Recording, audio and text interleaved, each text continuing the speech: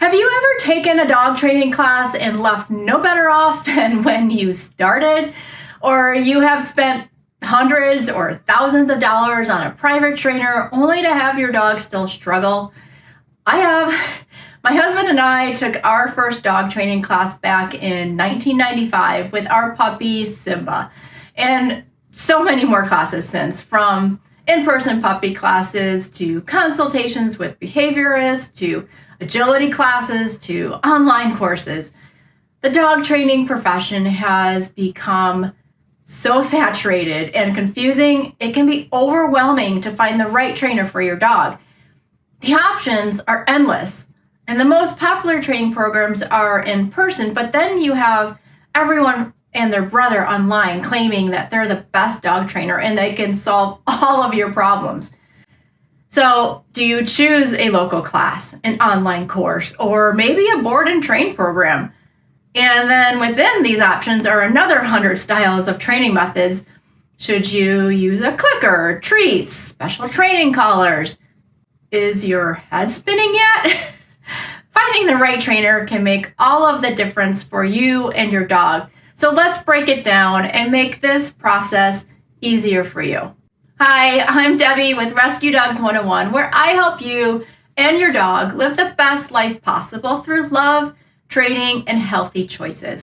Today, we're covering everything from the types of training programs, what to look for in a trainer, and some tips to help avoid common mistakes. Plus, I'm going to share some great resources to make training easier for you and your dog. I want you to think back to your school days.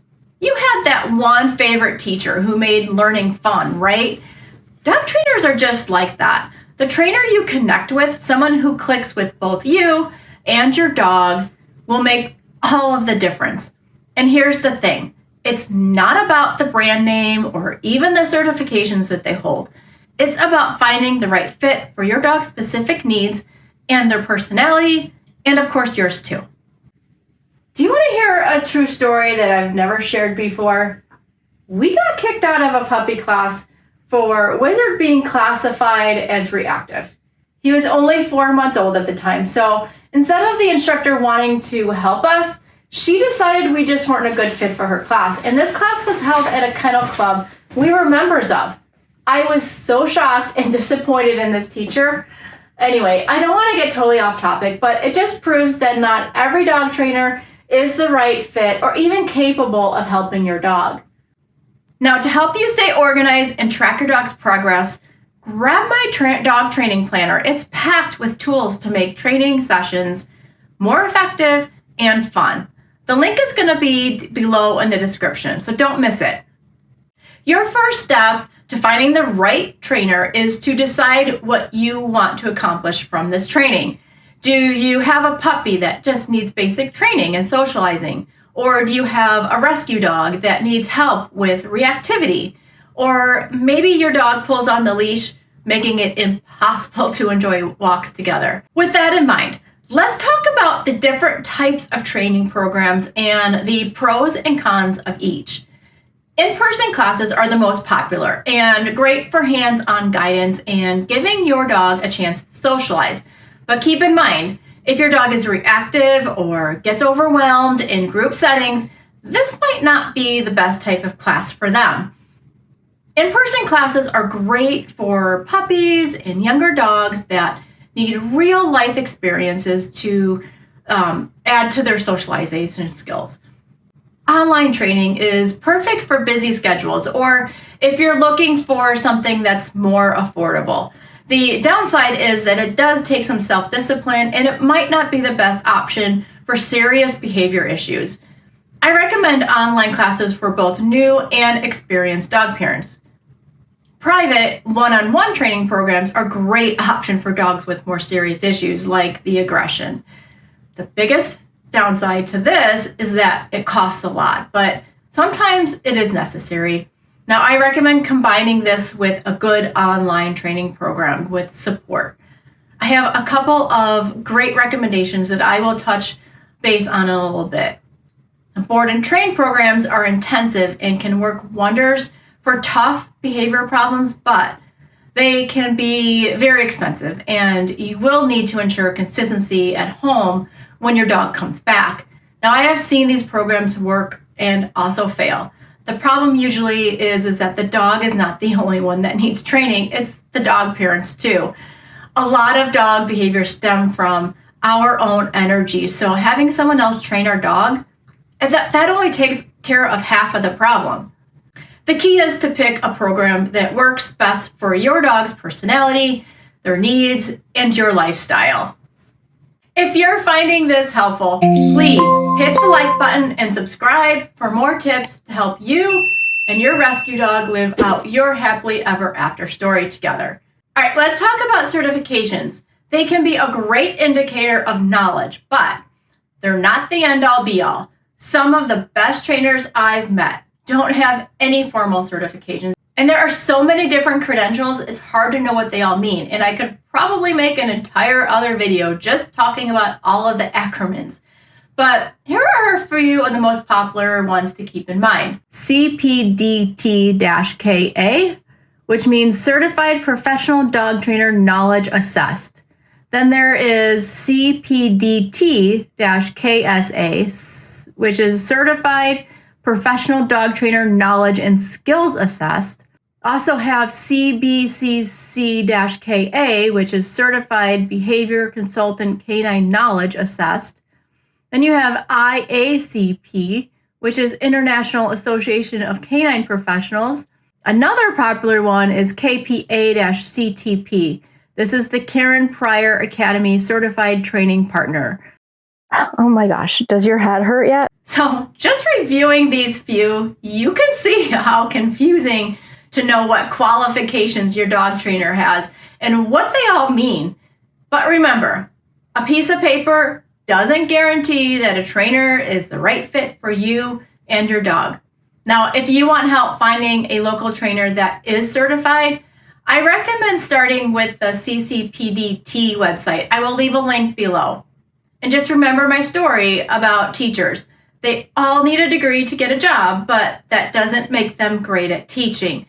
So, how do you find the right trainer? First, you want to take in consideration the reason you need a dog trainer. If it's for reactivity or another behavior issue, you will want to focus on finding a trainer that specializes in these behaviors and not someone that just teaches basic obedience. Or if you have a puppy that needs to learn basic training skills, you wouldn't need to hire a certified dog behaviorist. Now, you want to start by making a list of possible trainers, asking for recommendations from friends, family, the shelter or rescue you adopted your dog from, and even your vet. Another great option is to find a local Facebook group and ask in the group for recommendations.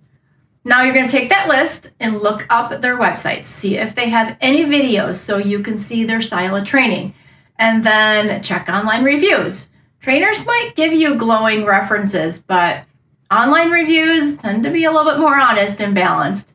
Next, I want you to pick up the phone and call the trainer. Yes, use your phone. I know talking on the phone is hard for people nowadays, but have a conversation about what your dog struggles with. You can get to know a personality of someone through a voice conversation way better than through email or text. Now, if possible, attend and observe a class without your dog. Seeing how a trainer interacts with dogs and their owners is one of the best ways to decide if they're a right fit for you. Now, if you're opting for a virtual or online dog trainer, make sure to watch their videos. And if they don't have videos, just move on. Now, I want to quickly talk about the big box pet stores like PetSmart or Petco. They do offer training classes and may seem like an easy solution, but the quality depends entirely on the individual trainer, not the brand or the location. I've seen some good trainers there and some not so great ones. Now, another example is the Kennel Club we belong to runs their training classes with volunteers. These people are usually knowledgeable, but not all of them are great teachers, and they don't get paid, so they may or may not be invested in your results, which was obvious in my story I shared with you about Wizard being kicked out of his puppy class. It just goes to show you that the person behind the title matters most. You obviously want to avoid trainers who use outdated dominance-based methods or promise guaranteed results. Because one thing I've learned in all of my years of training my dogs and fostering rescues is that nothing is ever a guarantee. Every dog is different. Every situation is unique. And training is not a one-size-fits-all. If something doesn't feel right, trust your gut and move on. Thank you for caring about your dog enough to invest in training. But I have one final thought. I don't feel that traditional dog training is always required. In fact, many times the act of playing and bonding with your dog, learning to trust each other and learning each other's ins and outs is all that you need to solve many troubling behaviors. If you're interested in learning more about my play therapy program, I'm going to leave a link below. And to help you on your journey, make sure to grab my dog training planner. It's a game changer for staying organized. For online dog trainers, I highly recommend Spirit Dog Training and the Dunbar Academy. They're my two favorite online dog trainers. There are links to all of these resources below. Now, I would love to hear about your training experience with your dog. Share your story in the comments. It could really help someone else in a similar situation. See you next time, and remember, just have fun with your dog. Yay!